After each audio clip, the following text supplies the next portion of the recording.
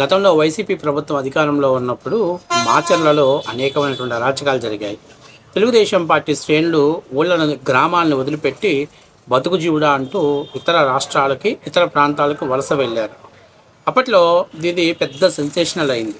అప్పట్లో తెలుగుదేశం పార్టీ దీని మీద అంటే కార్యకర్తలందరినీ కూడా ఆఫీస్కి పిలిపించుకొని వాళ్ళకి ధైర్యం నింపే ప్రయత్నం చేసినప్పటికీ కూడా వాళ్ళు ఊళ్ళల్లోకి రాలేటువంటి పరిస్థితి ఏర్పడింది. దీనిపైన అప్పట్లో పెద్ద ఎత్తున దుమారం లేపటంతో అప్పట్లో ఒక వైఎస్ఆర్ కాంగ్రెస్ పార్టీ జగన్మోహన్ రెడ్డి సంకనాకే ఒక లేఖినా కొడుకు వీడియోలు చేస్తూ మాచర్లలో ఇటువంటి సంస్కృతి ఇప్పుడు కాదు ఎప్పటి నుంచో కొనసాగుతుంది. మాచర్లలో ఇలాంటి సంస్కృతి కాంగ్రెస్ అధికారంలో ఉంటే టీడీపీ వాళ్ళు ఊళ్ళు వదిలిపెట్టిపోవటం, టీడీపీ వాళ్ళు అధికారంలో ఉన్నప్పుడు కాంగ్రెస్ వాళ్ళు ఊళ్ళు పొలాలన్నీ వదిలిపెట్టి వెళ్ళిపోవటం అనేది ఎప్పటి నుంచో ఉన్నటువంటి సంస్కృతి. ఇలా కొత్తగా వచ్చింది ఏం కాదు, కానీ బాబు గారు సింపతి కోసం ఈ డ్రామాలు ఆడుతున్నాడు అని చెప్పేసి గతంలో ఈ బ్రోకర్ మాట్లాడాడు. తాజాగా ఇదే బ్రోకరు ఇప్పుడు ఆయన ఏం మాట్లాడుతున్నాడు ఒకసారి మీరు చూస్తే ఆంధ్రప్రదేశ్లో ఈ బ్రోకర్ల బతుకు ఏంటి అనేది మనందరూ కూడా అర్థమైపోయింది. తాజాగా ఈ బ్రోకర్ ఇప్పుడు మాట మార్చాడు, స్వరం మార్చాడు. అసలు ఏం మాట్లాడుతున్నాడు ఒకసారి చూస్తే ఆంధ్రప్రదేశ్లో రాజకీయాలు ఎంత వరస్ట్గా ఉన్నాయి అనేదాన్ని దీన్ని బట్టి చూస్తే మనకు అర్థమైంది. అసలు మనం ఎక్కడున్నాము? సభ్య సమాజంలో ఉన్నామా? మనుషులుగా బ్రతుకుతున్నామా? రాజ్యాంగబద్ధంగా ప్రజలందరి సొమ్ములతో మనం జీతాలు తీసుకుని బ్రతుకుతున్నామా ఏంటనేది ఆలోచించుకోవాల్సింది పోలీసులు, అట్లాగే రాజకీయ నాయకులు. అయితే ఇప్పుడు పిన్నెల్లి గ్రామానికి చెందిన 200 కుటుంబాలు, వైఎస్ఆర్ కాంగ్రెస్ పార్టీ కార్యకర్తల కుటుంబాలు ఎలక్షన్ అయిన రోజు నుంచి ఇప్పటిదాకా ఊళ్ళోకి రావాలి. హైదరాబాద్లోనూ ఎక్కడో పనులు చేసుకుంటూ కూలీ చేసుకుంటూ బతుకుతున్నారు. అయితే అందులో ఉన్నటువంటి సాల్మన్ అనే ఒక అతను వాళ్ళ మిసెస్ అక్కడ ఉందని చెప్పేసి తనకు అనారోగ్యంగా ఉంటే మనం చూడటానికి వస్తే ఆ రోజున అతన్ని కొట్టి చంపబోతే అతన్ని ఆసుపత్రిలో చేరిస్తే 2 ఆసుపత్రుల్లో వర్కౌట్ కాకపోతే తర్వాత గుంటూరుకి చేర్చారు. ఆ తర్వాత అతను ఇప్పుడు తాజాగా చనిపోయాడు. అది ఇప్పుడు బ్రోకర్ ఏం చెప్తున్నాడు? ప్రజాస్వామ్యం ఉందా? దేశంలో అరాచక శక్తులు విజృంభిస్తున్నాయి, పల్నాడులో అసలు ప్రజాస్వామ్యం ఉందా అని చెప్పి మాట్లాడుతున్నాడు. ఇదే సాయి ఇంతకుముందు చెప్పాడు, అదే వీడియో చెప్పాడు. పల్నాడులో ఏ పార్టీ అధికారంలోకి వస్తే ఆ పార్టీ వాళ్ళు మాత్రమే ఊళ్ళలో ఉంటారు, మిగిలిన వాళ్ళు ఇళ్ళు పొలాలు వదిలేసుకొని వాళ్ళు ఏదో బతుకు జీవుడు అంటూ వెళ్ళిపోవటం ఇది అనాదిగా వస్తున్నటువంటి ఆచారం అని చెప్పాడు. మరి ఇదేంటి ప్రజాస్వామ్యం గురించి మాట్లాడుతున్నావు? వైఎస్ఆర్ కాంగ్రెస్ పార్టీ అధికారంలోకి వచ్చినప్పుడు 2019-2024 పల్నాడులో కొన్ని వందల కుటుంబాలు ఊళ్ళను వదిలిపెట్టి బతుకు జీవుడా అంటూ హైదరాబాదు, బెంగళూరు లాంటి చోటుకు వెళ్ళారు. మరి ఆ రోజు ఎందుకు మాట్లాడాలా? పిన్నెల్లి రామకృష్ణారెడ్డి ఏ అరాచకం చేస్తున్నావు ఈ నియోజకవర్గాల్లో ఎందుకు మాట్లాడాలా? తెలుగుదేశం పార్టీ కార్యకర్తని తోటా చంద్రయ్యని నడి బజార్లో పుతిక కోసి చంపితే అది నాగరికత, అది సభ్య సమాజం.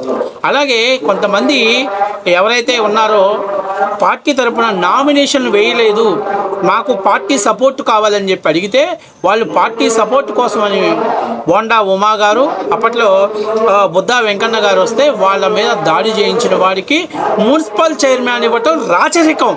ప్రజాస్వామ్యంలో పెద్ద వ్యవస్థ అది. సిగ్గులేదా బ్రోకర్? సంకనాగుతున్నావా వాళ్ళ సంక? అరే వాళ్ళు ఇచ్చే డబ్బుల కోసం నువ్వు మాట్లాడుతున్నావు. తెలుగుదేశం పార్టీ కార్యకర్తని నడి బజార్లో చంపారు. నడి రోడ్డు మీద పిన్నెల్లి రామకృష్ణ సోదరులు స్కెచ్ చేసి గాలయ్యేటువంటి వ్యక్తిని బండ రాతతో మోది చంపారు. ఆ రోజు మీకు ప్రజాస్వామ్యం, ఆ రోజు మీకు డెమోక్రసీ ఏం గుర్తుకు రాలా? ఆ రోజు నీకు గుర్తుకు రాలా? క్యాజువల్గా జరుగుతుంది, పల్నాడు ప్రాంతంలో జరుగుతుంది, ఇది పెద్దగా ప్రాబ్లం ఏం లేదు అని చెప్పి మాట్లాడారు. విధ్వంసం సృష్టించారు. తెలుగుదేశం పార్టీ కార్యకర్తల ఆస్తులు ధ్వంసం చేశారు. తెలుగుదేశం పార్టీ ఆస్తులతో కాదు మాన ప్రాణాలని కూడా హరించుకుపోయే విధంగా చేశాడు. అరాచక శక్తులకు కేర్ ఆఫ్ అడ్రస్గా వాళ్ళకు అనుకూలమైనటువంటి పోలీసులను తీసుకొచ్చి ప్రతి తెలుగుదేశం పార్టీ కార్యకర్తల్ని ఇబ్బంది పెట్టిన మాట వాస్తవం కదా. ఆ రోజు ఎక్కడికి పోయా?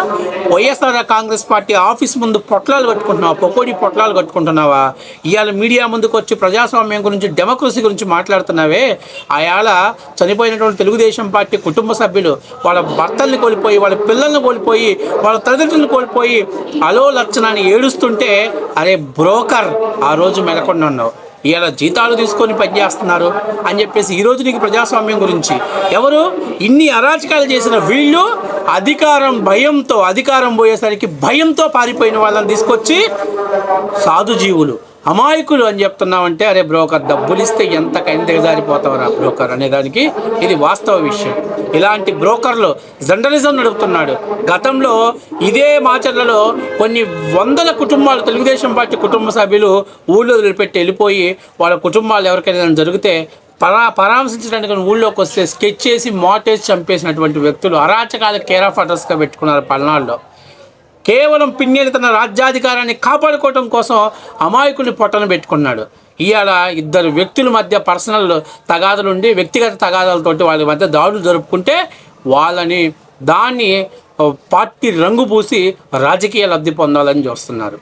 చోటా చంద్రయ్య నడి బజార్లోకి పోయలేదా? గాలి నడి రోడ్డు మీద బండరాతితో మోతలేదా? ఎంతమంది మహిళల తాలిబొట్లు దించితే వాళ్ళ పిన్నేలి కుటుంబానికి ఆ ఉసురు తగిలిన తెలియదా నీకు? ఇవాళ నువ్వు వచ్చి మాట్లాడుతున్నావా?